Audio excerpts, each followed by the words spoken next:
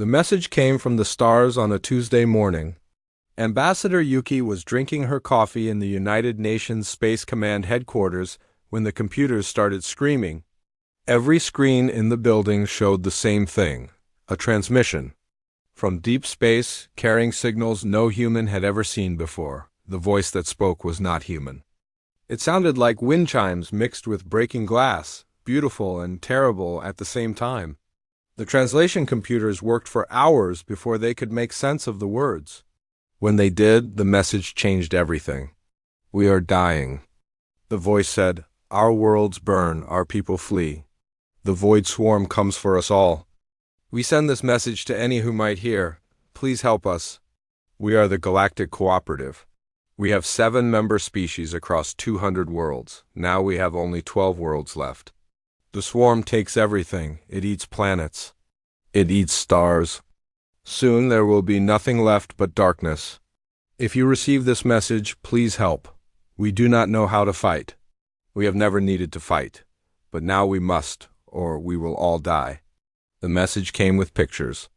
Yuki watched them with growing horror. Beautiful crystal cities turned to black slime. Peaceful beings with flower-like faces running in terror. Ships that looked like art pieces, being torn apart by things that resembled metal insects the size of buildings. Captain Tejo arrived at the command center 30 minutes later. He was a big man with scars on his hands from his time in the Marine Corps. He looked at the screens and shook his head. "How far away are they?" he asked. "The message took 3 months to reach us," Yuki said. "That puts them about 200 light years away. And we just got our first working faster-than-light ships last year," Tejo said. "We could reach them, but it would take time." Dr. Biora came running into the room with a tablet full of data. She was young for a xenobiologist, but she was the best Earth had. Her eyes were wide with excitement and fear. "I have been studying the transmission," she said. "These aliens, they are not like us. Look at this data about their home worlds.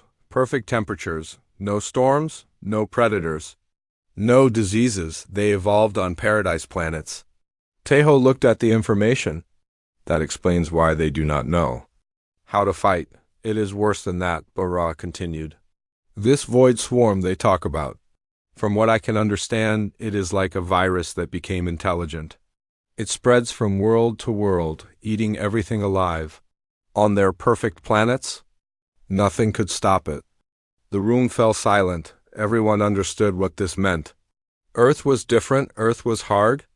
Earth was full of storms, diseases, predators, and war.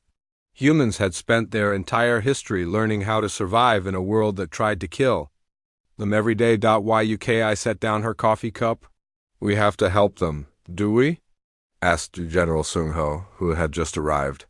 He was old and careful, the kind of man who thought before he acted. "This is not our fight. We just learned how to travel between stars. These aliens have been doing it for thousands of years. If they cannot stop this threat, what makes us think we can? Because we are different," Yuki said. "Look at their ships in the transmission. They are beautiful, but they have no weapons. Look at their cities. They are open and undefended. These people have never had to fight for anything in their lives." Tejo nodded. "She is right. Every human ship we build has weapons. Every human city has defenses. We do not even think about it anymore. It is just how we are." Dr. Biora pulled up more data. "I have been looking at the biology of these aliens.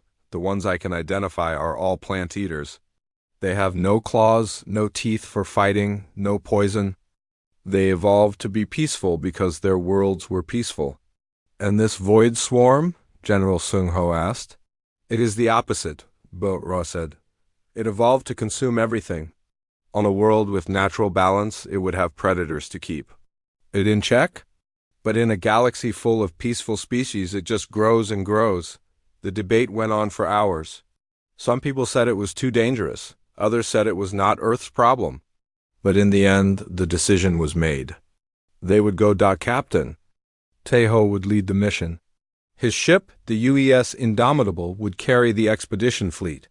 They would take 12 battle cruisers, 30 destroyers, and 50 support ships. 50,000 Marines would go with them, along with the best weapons and technology Earth could provide. How long to get ready? Yuki asked. 2 weeks, Teho said. Maybe 3 if we want to do this right.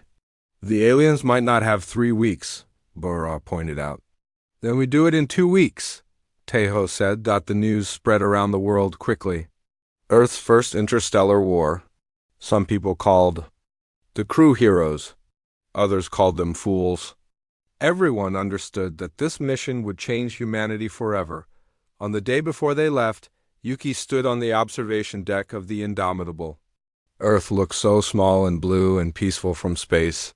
She wondered what the alien worlds had looked like before the Void Swarm came. Teho joined her at the window. Second thoughts? He asked. No, she said. But I keep thinking about what we are becoming. Yesterday we were alone in the universe.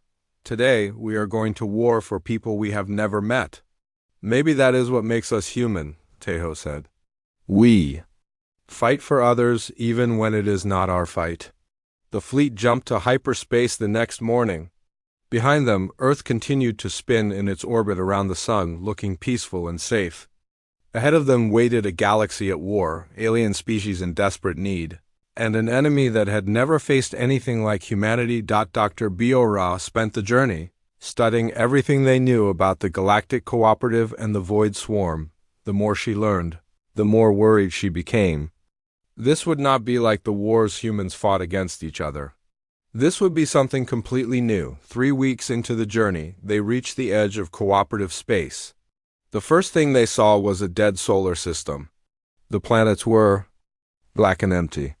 The star itself looked sick, its light dim and red. This is what the Void Swarm leaves behind, Burra whispered. 2 days later, they found the war. The human fleet came out of hyperspace right into hell. Ships were dying all around them. The Void Swarm vessels looked like giant metal bugs with too many legs and glowing red eyes. They moved in perfect formation, surrounding the last group of alien ships. The cooperative vessels were nothing like human ships. They looked like they were grown instead of built, with smooth curves and soft colors. They were beautiful, but they were losing badly. As Captain Teho watched, one of the alien ships split in half, its crew screaming across the radio frequencies. "Oh. Ships, battle formation," Teho ordered. "Load everything we have." His officers looked at him with surprise. "Sir, should we not try to talk to them first?" asked Commander Hyansu. "Talk later. Fight now," Teho said. "Those aliens are dying while we think about it." The human ships moved into attack position. They were ugly compared to the alien vessels, all sharp angles and gun barrels. But they were built for one thing: war. Lieutenant Haewon was in her fighter when the order came. She had been waiting for this moment since she joined the Space Force. Her squadron launched from the carrier bays like angry hornets. "Remember your training," she told her pilots. "These things might be big, but they still follow the same rules of physics we do." The Void Swarm noticed the humans immediately. A group of their ships turned to face this new threat. They were 3 times larger than the human destroyers, covered in weapons that fired streams of acid and metal spikes. The first human ship to fire was the Destroyer Soul. Its railgun sent a tungsten slug straight through a swarm vessel at a significant fraction of light speed.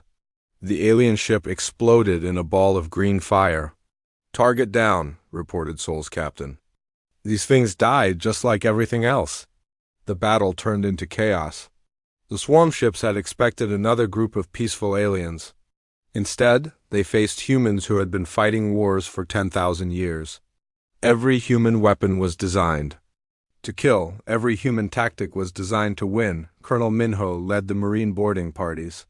His men cut through swarm ship hulls with plasma torches and jumped inside wearing full combat armor. What they found inside was nightmare fuel. The swarm ships were alive. The walls pulsed like hearts. The floors were covered in slime that tried to grab their boots. And everywhere there were drones, insect-like creatures the size of dogs with razor-sharp claws and no fear of death. "They just keep coming," reported Sergeant Wu Jin over the radio. "Every time we kill one, 2 more show up." But the humans adapted quickly. They used flamethrowers to clear the organic corridors. They threw grenades into drone nests.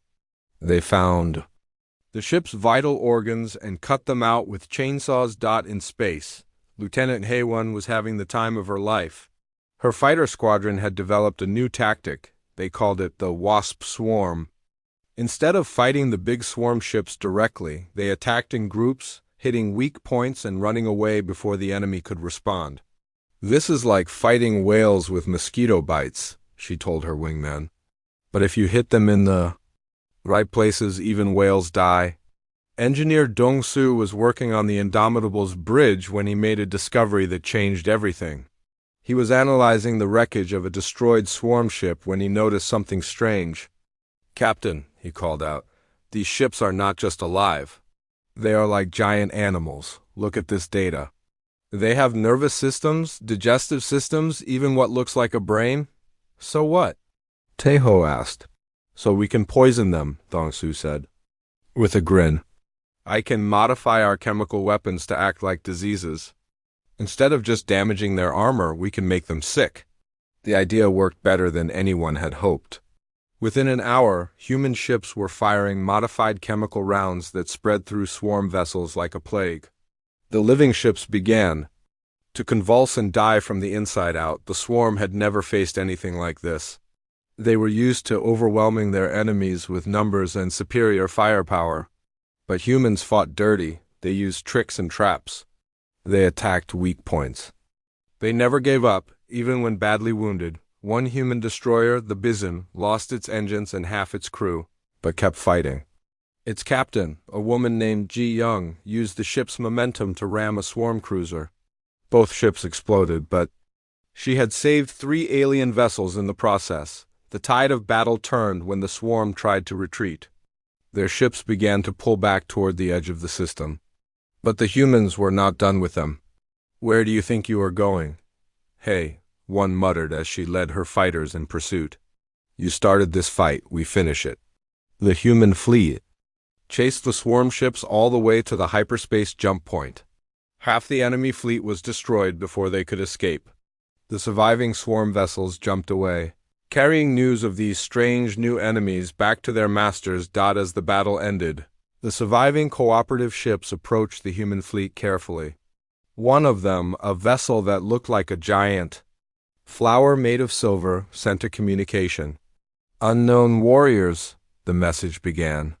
"We are Admiral Veltar of the Cooperative Defense Fleet. We thank you for your aid, but we must ask, what are you?" Captain Taeho smiled as he prepared his response. "We are humans. We come from a planet called Earth, and we are here to help." The alien admiral's next message was filled with wonder and fear. "Your species fights with such intensity. Your ships are built only for war. Your soldiers show no fear of death. What kind of world creates beings like you?" Dr. Bio-Ra answered. "That question? A hard world, Admiral. A world that taught us to be strong." The first meeting between humans and the Galactic Cooperative took place on the bridge of the Indomitable. Admiral Veltar appeared as a shimmering cloud of gas held together by some kind of energy field. He moved like smoke and spoke in musical tones. "In all our history," he said, "we have never seen anything like your people. You fight as if war is natural to you." "It is," Taeho admitted. "On our world, everything fights to survive. The weather, the animals, the diseases, even the plants compete with each other. A death world," Veltar whispered. "We have heard stories of such places, but we thought they were myths. Planets so hostile that they create species like yours, beings who view conflict as normal." Dr. Bio-Ra showed the Admiral pictures of Earth, hurricanes that could level cities, volcanoes that could change the climate, predators that hunted in packs, diseases that killed millions. And through it all, humans not just surviving, but thriving. "Now we understand," Veltar said. "The Void Swarm has consumed 200 of our worlds because we never learned to fight. We are prey species on a galactic scale, but you are? Predators." The meeting was interrupted by urgent reports from the scouts. The swarm was regrouping at the edge of the system. More ships were arriving every hour. Soon there would be too many for even the human fleet to handle. We need to get your people to safety, Teho told the admiral. How many survivors are there? This is all that remains, Veltar said sadly. 12 ships carrying the last members of 7 species. We are the final remnant of a civilization that once spanned the galaxy. Then we make our stand here, Teho decided. If the swarm wants these people, they will have to go through us first. As the human fleet prepared for the next battle, word spread through the cooperative survivors. The Deathworlders had come.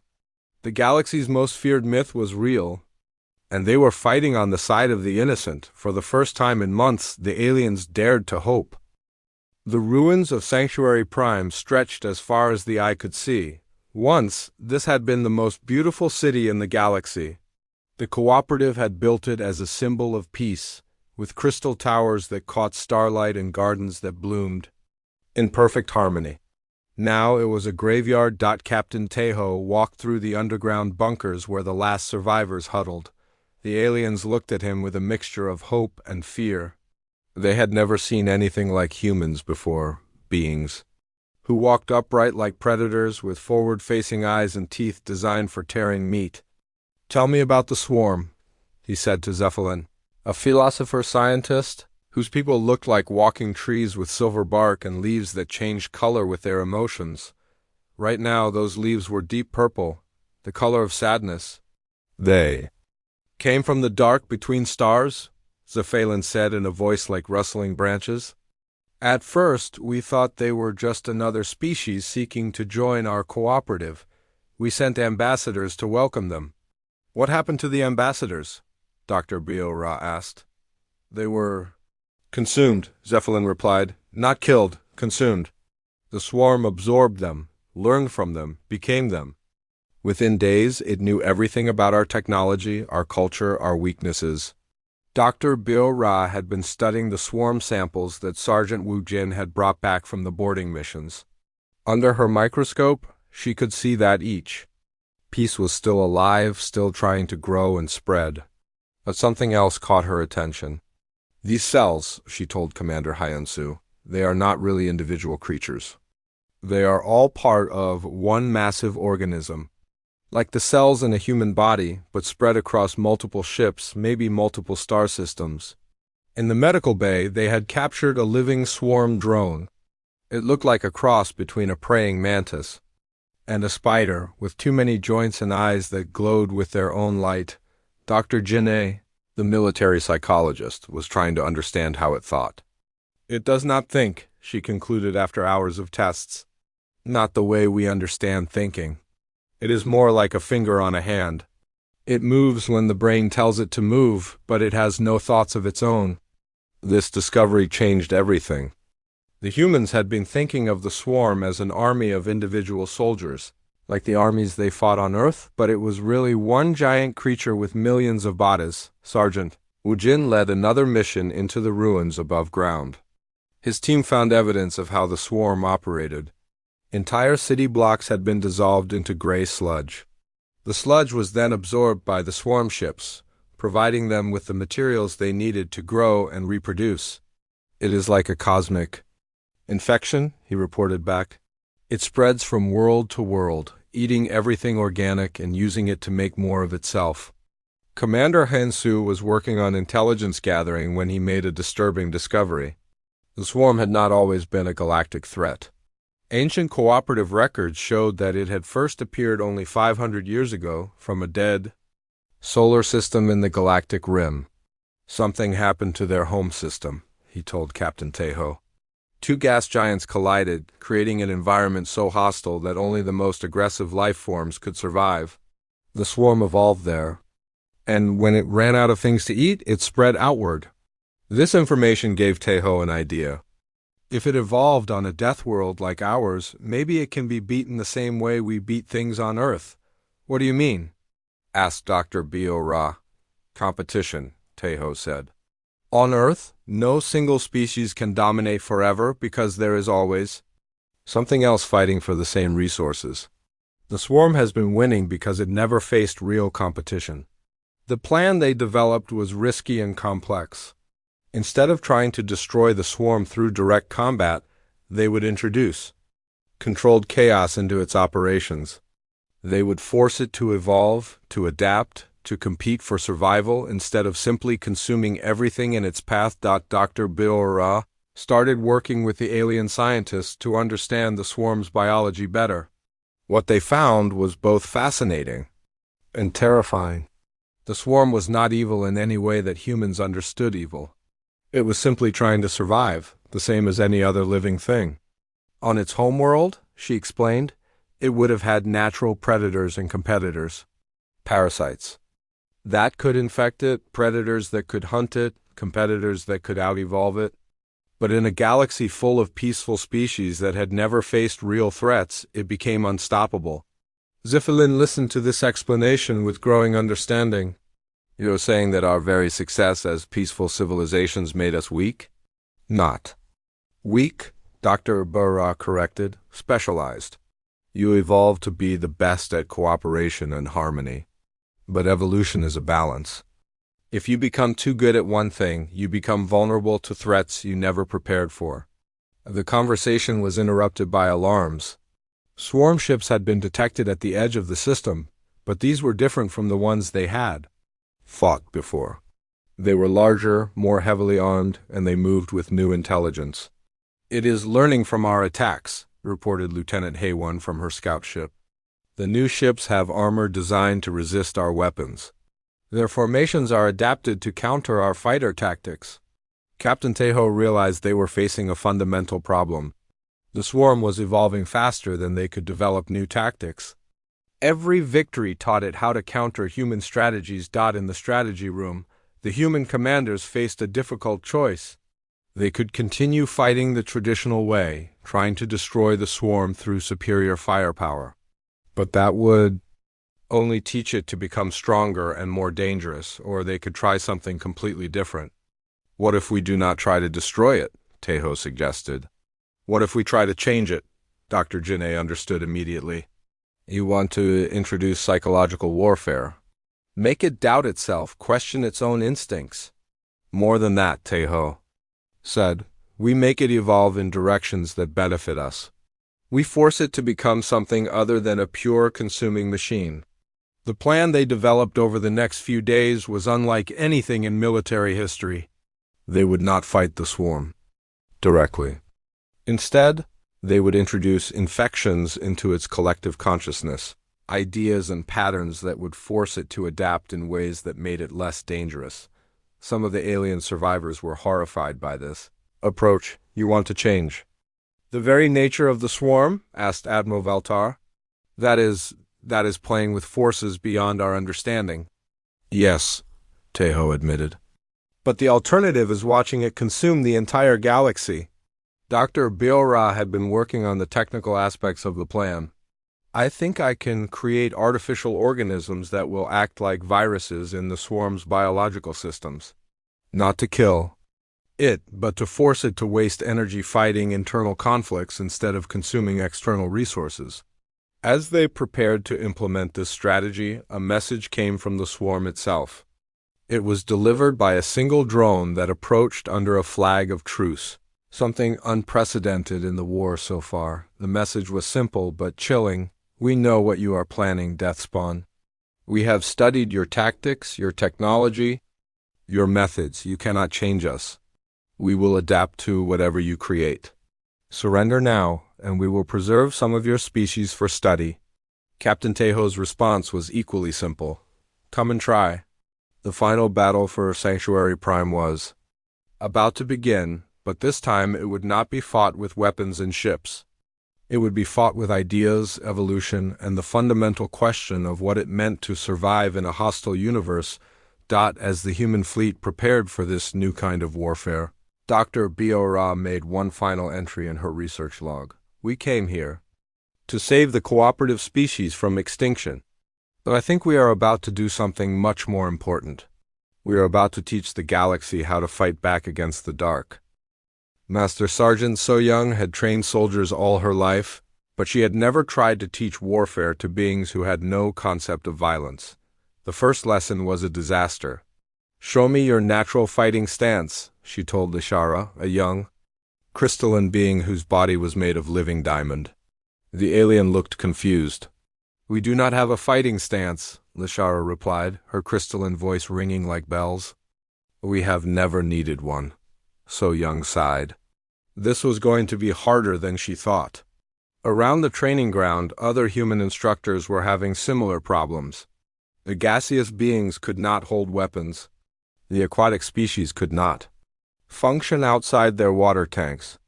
The plant-like aliens moved too slowly to dodge anything.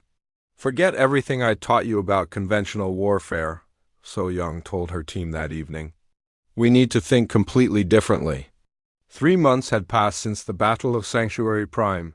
The human fleet had grown as more ships arrived from Earth. But so had the swarm. The enemy was adapting faster than anyone had expected. Their ships now carried shields that could deflect human weapons. Their drones had developed tactics that countered human boarding parties. Admiral Junseok was working with cooperative engineers to modify their bioships for combat. The results were mixed at best. The living vessels resisted being fitted with weapons, their organic systems rejecting the metal and plastic components. "It is like trying to give a flower claws," complained Dr. Myung-hee, the terraforming specialist, who had been recruited to help with the bioship project. These ships were grown to explore and heal, not to fight. But slowly, progress was made. The crystalline beings discovered they could focus their internal energy into devastating beam weapons. The gaseous species learned to infiltrate enemy ships through their air systems, becoming living chemical weapons. The aquatic aliens proved deadly in boarding actions when they flooded sections of enemy vessels. Lishara was the first alien to successfully complete human combat training. She moved like liquid light, her diamond body refracting laser weapons and her focused energy beams cutting through swarm armor like it was paper. "I never knew I could do this," she told So Young after her first successful mission. "My people? We always believed that violence was wrong, that it went against our nature." "Maybe the problem was not that violence is wrong," So Young replied. "Maybe the problem was that you never learned to control it." The breakthrough came when Commander Hyan-Soo discovered that the swarm was not as unified as they had thought. Deep scans of captured ships revealed subtle differences between swarm groups. Some were more aggressive, others more defensive. Some focused on consumption, others on reproduction. "It is starting to fragment," he reported to Captain Taeho. "The evolutionary pressure we have been applying is working. The swarm is developing subspecies." Dr. Bio-Ra's biological warfare program was showing results too. The artificial organisms she had created were spreading through swarm ships, not killing them but forcing them to spend energy fighting internal conflicts. Some swarm vessels had begun attacking each other as their biological systems became confused about what was self and what was other, but the swarm was fighting back. A new class of enemy appeared, the hunters. These were specifically designed to counter human tactics. They were faster than human fighters, more aggressive than human marines, and smart enough to learn from every encounter. Lieutenant Haewon encountered them first during a reconnaissance mission. Her fighter squadron was ambushed by creatures that moved like liquid metal and thought like tactical computers. "They knew exactly what we were going to do," she reported after barely escaping. "It was like fighting against ourselves, but better." The situation became critical when the hunters began targeting human commanders specifically. They had learned to identify leadership patterns and were conducting surgical strikes against the human command structure. Captain Taeho found himself in personal combat with a hunter that had infiltrated his ship. The creature was faster and stronger than any human, but it made one mistake. It fought like a human would fight, using human tactics. "You learned from us," Taeho said as he dodged its attacks. "But you learned wrong. We do not just fight one way, we adapt." He used techniques the creature had never seen, fighting styles from different Earth cultures. Improvised weapons, even dirty tricks that no military academy would teach. The hunter, for all its intelligence, could not adapt fast enough to counter such chaotic creativity. The real test came when the mixed human-alien fleet faced a full swarm assault. The enemy had brought everything, their original consuming ships, their new hunters, and strange hybrid vessels that seemed to combine the worst aspects of both. Admiral Junseok commanded from the bridge of the flagship Seoul, while Captain Taeho led a special strike force deep into enemy territory. The battle that followed would be remembered as the turning point of the war.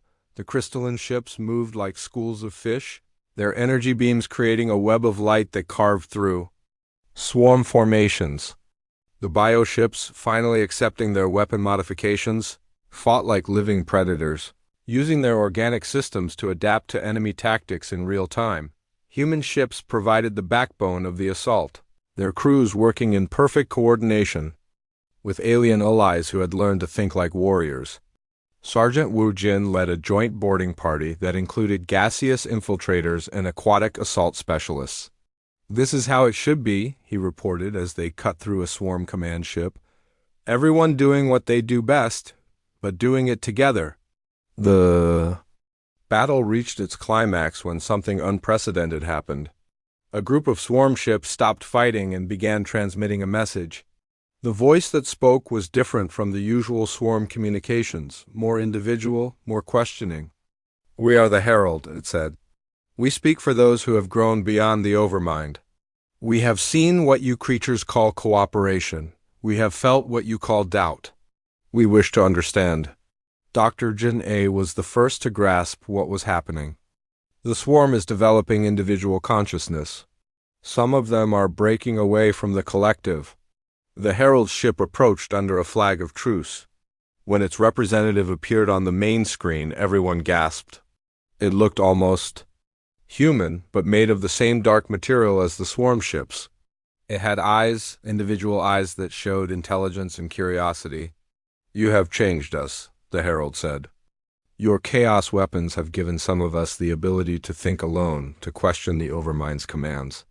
We do not know if this is good or bad, but we know it is different." Captain Taeho stepped forward. "What do you want?" "To learn," the Herald replied. "To understand how individual beings can work together without losing themselves. Your species does this. The cooperative species do this, but we have only known the unity of the hive." The conversation was interrupted by a massive roar that seemed to come from space itself. The remaining swarm ships were moving into a new formation, one that radiated pure hostility and rage. "The Overmind is angry," the Herald said with something. "That might have been fear. It knows that some of us have become individuals. It will try to reabsorb us, to make us part of the collective again." "Then fight it," Taeho said simply. "We do not know how to fight our own kind." "Then we will teach." "You," So Young said from her position at the tactical station, "that is what we do. We teach people how to fight for what they believe in." The final phase of the battle was the strangest war in galactic history, swarm fighting swarm, with humans and aliens helping the rebels learn tactics to use against their own former masters. As the battle raged, Admiral Veltar sent a message. "To all ships, today we have learned that even the greatest enemy can change. Even the darkest force can find light. We are no longer just fighting for survival. We are fighting for the right of all beings to choose their own path." The Overmind's response came as a wave of psychic energy that tried to overwhelm the minds of every individual in the system, but it failed.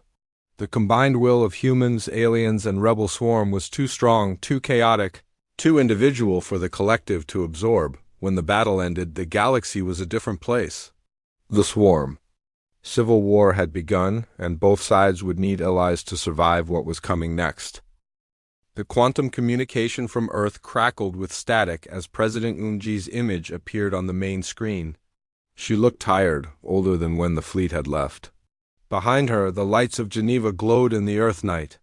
"Captain Taeho," she said, "we have been following your reports.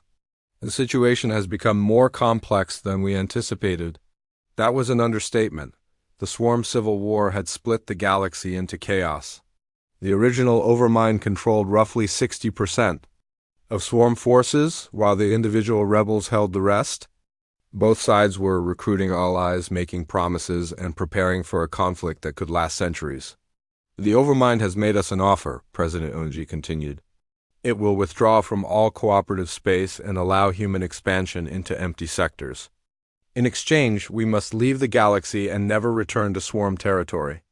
Ambassador Yuki stood beside Captain Teho on the bridge of the Indomitable. They had both changed during the months of war. Yuki had learned to think like a general, while Teho had learned to think like a diplomat. What is Earth's decision? Teho asked. The Security Council is divided, the president admitted. Some members believe we should accept the offer. We would gain hundreds of habitable worlds without further conflict. Other species would be safe. The war would end. And the other members? Yuki asked. They believe it would be a betrayal of everything we stand for. We would be abandoning billions of beings to an eternal war, keeping only the territories we could defend. General Sunho appeared beside the president. His uniform was covered with new medals, honors for a war fought across interstellar distances. The military assessment is clear, he said. If we accept the Overmind's offer, we can protect our own interests.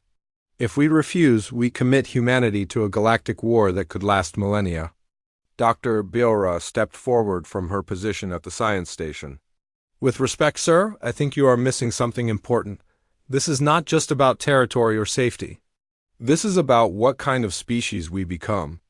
She gestured to the main screen, which showed the current state of the galaxy. Red zones marked Overmind territory, blue zones showed rebel swarm areas, green indicated cooperative space, and yellow marked the expanding sphere of human influence. Look at what we have already accomplished, she said. 6 months ago, the cooperative species were helpless prey. Now they have their own military forces. The swarm was a unified threat consuming everything. Now it is divided against itself, with some factions choosing cooperation over consumption. Captain Teho nodded. She is right. We did not just fight a war. We changed the fundamental nature of this galaxy. The debate was interrupted by an urgent message from the Herald, the leader of the rebel swarm faction. Its ship approached under the protection of human and cooperative vessels, no longer the predatory vessel of their first meeting, but something that resembled a combination of organic growth and artistic design. Deathspawn friends, the Herald said, its translated voice carrying emotions that no swarm had ever expressed before. We have urgent news. The Overmind prepares something terrible. It builds ships not for war, but for consumption on a scale never before attempted. Dr. Myung-hee analyzed the data the Herald provided. Her face went pale as she studied the readings. These are not warships, she announced. They are harvesters, designed to consume entire solar systems, including the stars themselves. The implications were staggering. If the Overmind could consume stars, it would have virtually unlimited energy. It could expand across the galaxy at incredible speed, consuming everything in its path. How long do we have? Asked Admiral Jin Seok. According to our intelligence, the first star harvester will be ready in 6 months, the Herald replied. Once it proves successful, the Overmind will build thousands more. The quantum communication with Earth continued, but now the tone was different. President Unji had heard the Herald's report through the transmission link. This changes everything, she said.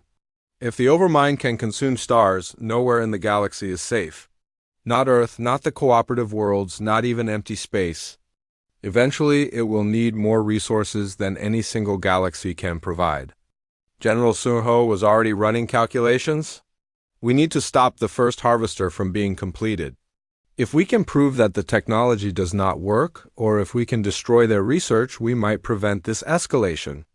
Oh, said Dr. Biora quietly. We could give them a better option. Everyone turned to look at her. She pulled up her research on swarm biology, data she had been collecting since their first encounter. The Overmind is not evil, she explained. It is desperate. Its population grows exponentially, but its food supply is limited to organic matter on planets. If we could show it how to survive without consuming everything, it might choose a different path. Ambassador Yuki understood immediately. You want to offer a controlled evolution again. But this time, not just for the rebels, for the entire swarm. The risk is enormous, Captain Tejo pointed out.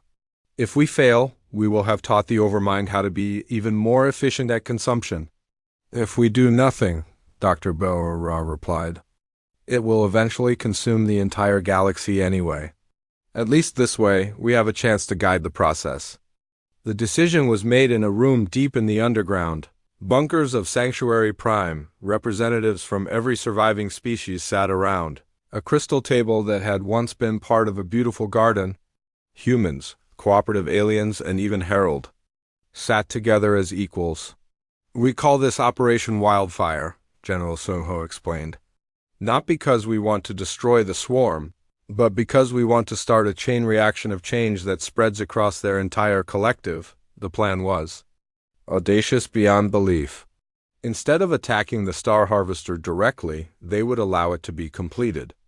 But they would introduce their evolutionary viruses into its systems, creating a feedback loop that would spread throughout the entire Overmind network. Dr. Janae would lead the psychological warfare component, broadcasting concepts of individuality and choice directly into the swarm collective.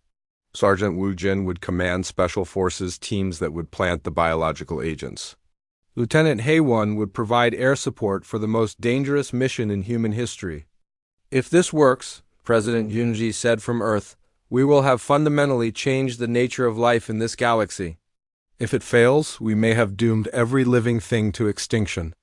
Then we make sure it works, Captain Tejo replied. The final battle took place around a red giant star in the heart of former cooperative space. The Overmind Star Harvester was a nightmare of organic technology. Larger than most moons, with tendrils that reached deep into the star's corona to drink its fire. As the human-lead coalition approached, the Overmind itself spoke. Its voice was like the death of worlds, ancient and cold and utterly certain of its own righteousness. You come to die for principles that mean nothing, it said. We offer you life, territory, peace. You choose war, suffering, extinction. Why? Ambassador Yuki answered, broadcasting on all frequencies so that every swarm node could hear. Because peace that comes from submission is not peace. Because safety that requires the sacrifice of others is not safety. Because survival that demands the end of growth is not survival at all. You speak of growth, the Overmind replied. We are growth, we are expansion. We are the future consuming the past. No, Dr. Belra said, her voice carrying across space to every listening mind. You are stagnation pretending to be growth. You are death pretending to be life. Real growth comes from change, from challenge, from the courage to become something new. The battle that followed was not fought with weapons, though weapons were used.